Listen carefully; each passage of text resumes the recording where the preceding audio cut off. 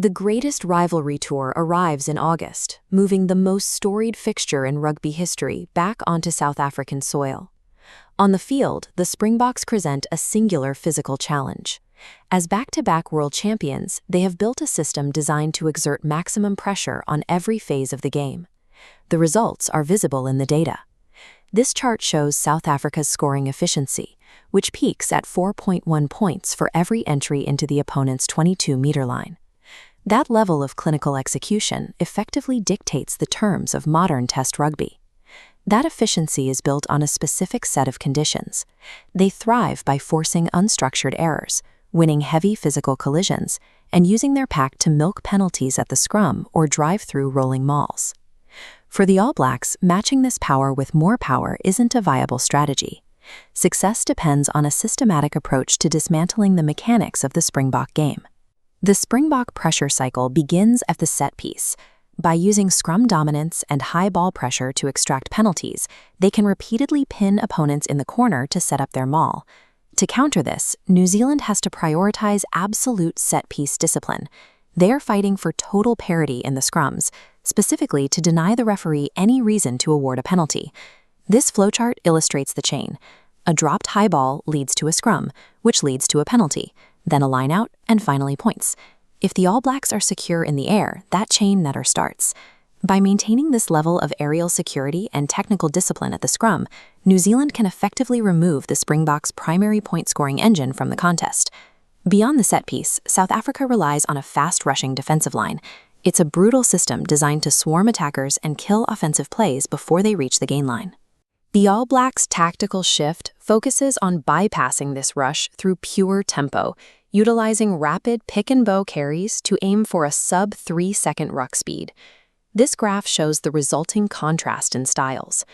New Zealand is generating between 120 and 140 rucks per game, nearly double the Springbok average, to keep the defense in a state of constant retreat. There is a trade-off here. To sustain this offensive volume, the All Blacks must be selective on defense, keeping their players on their feet rather than overcommitting bodies to the breakdown. The goal is to ensure the Springbok defense never gets the vital seconds it needs to reset its wall. If the ball moves fast enough, the rush defense loses its teeth.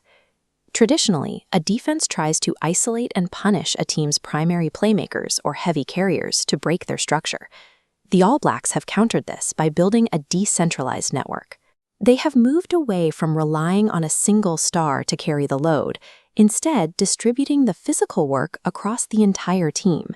In recent matches, up to 10 different New Zealand starters finished with double-digit carries, preventing South Africa from neutralizing a single hub.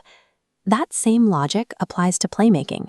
Decision-making is shared across 5 jerseys, the 9, 10, 12, 13, and 15, creating multiple unpredictable attack points. By decentralizing the offense, New Zealand eliminates single points of failure, making it much harder for the Springboks to find a specific target to squeeze and destroy.